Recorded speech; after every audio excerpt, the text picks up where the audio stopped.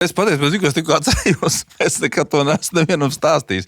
Es patiesībā... Tāpēc jau mēs te esam. Jā, pēc šķiršanās, un skaidrs arī gribēju tādu foršu dzīvi, un es arī viņu pabaudīju, un es arī kādu laiku sarakstījos visādos arī ne tikai Tinder veidīgajos, bet izmantojot arī tādas pasaules līmeņa kaut kādas lietas.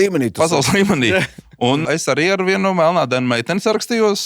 Tas process gan ilgi kaut kādu mēnesi. Tāds pieduriet, tur nebija pat nekāds tur intīms ar bilžu apmaiņa, bet tas, kad arī tika sūtīts kāda skaista, tur smuki dzīvo, viss ir forši. Un tad sākās tas stāsts par to mātes slimo kā vienmēr.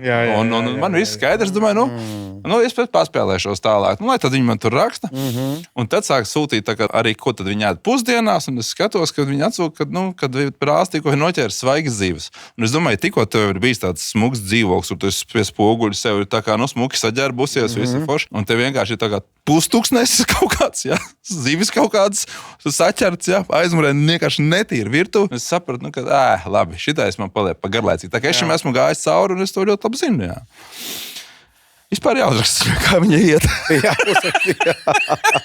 Kas lietas ar Busuli un Baronu.